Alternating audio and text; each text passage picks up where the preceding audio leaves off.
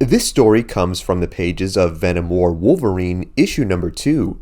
Please support the official release.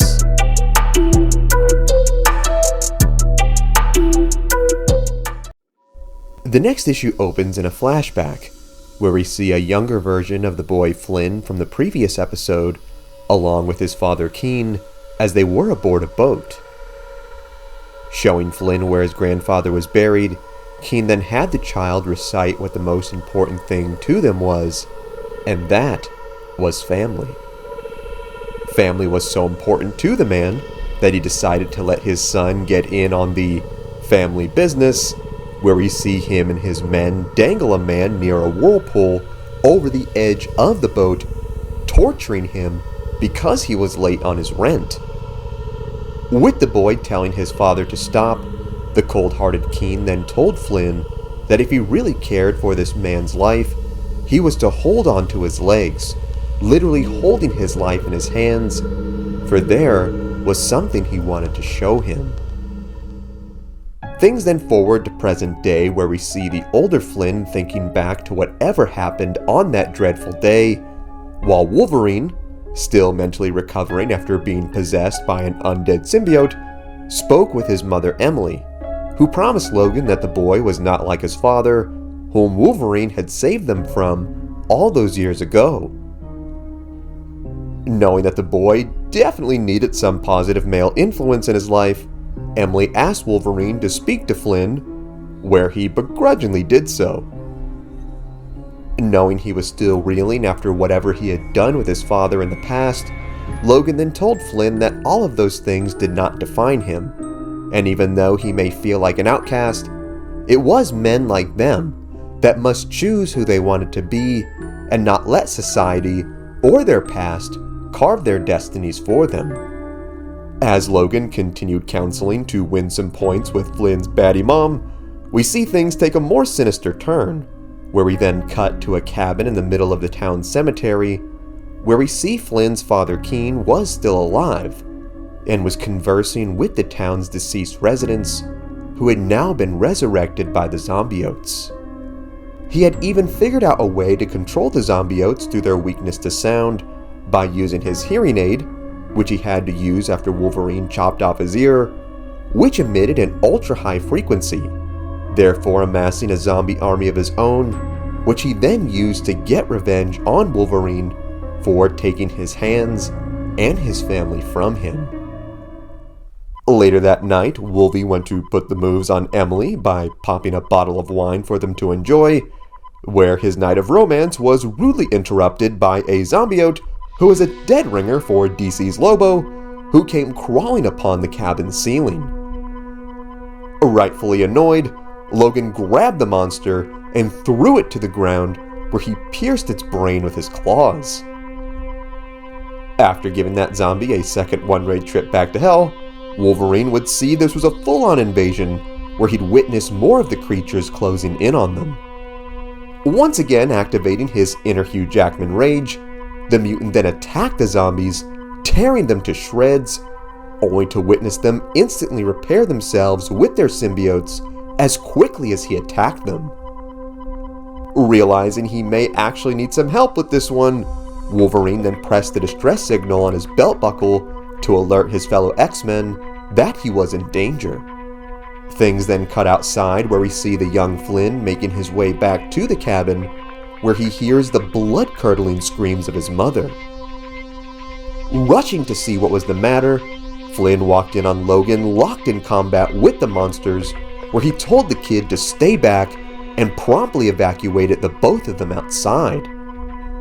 Of course, now of all times, Flynn would have to pull out some ignorant, and let's admit some rather stupid teenage angst, where he got all mad at Wolverine, asking what did he bring to their home. First of all, bro, he just saved you and your mom's life.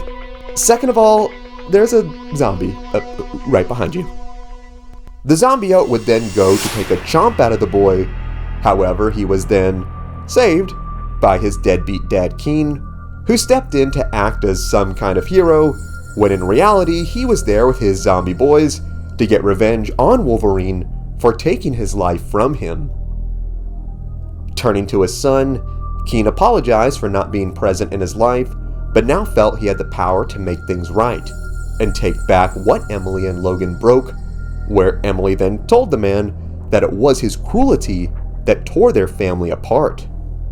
The hot-tempered man then screamed at the woman, telling her that he is this family, and that he chose power for them, and most importantly his son, and was here to remind him of the man he was, and not the weakling his mother tried to make him. Things then flash back to the beginning of this issue, where we see the younger Keene and Flynn, where the man had his son dangle the other person over the side of the boat who owed him money. We then see that Keene had ordered his men to step back and had only Flynn hold on to the person, with tears in his eyes, where he told his father that he was too heavy, where the cold and callous Keene then told him that if he truly felt this person was worth saving, Flynn would figure it out on his own. As Flynn screamed for his dad to help him save the man, Keene then asked if he was worth saving, where we then see just what happened on that day. The boy had responded with a panicked no, leading us to believe that the child had murdered a man on that day under the instruction of his ruthless father, who believed that he was just like him. Seeing the conflict in the boy, Logan then told him that he was not his father, no matter what he did, and that family was supposed to build you up, not tear you down. Seemingly breaking through to Flynn, the young man then told Keene to get away from him, where his father's black heart grew even darker, telling his own son that if he weren't with him, he was against him, where he then commanded his new family to kill everyone present. However, before these zombies could even hope to get a bite, they were instantly blown to pieces by the responding X-Men who answered Wolverine's distress call. Man, something about Nightcrawler using his dual blades to slice a zombie's head open just checks all the right boxes for me. Not about to go out without taking someone with him, Keene then grabbed Emily and told her that it was her fault their son was weak and turned against him, and this time, he was going to kill her for real.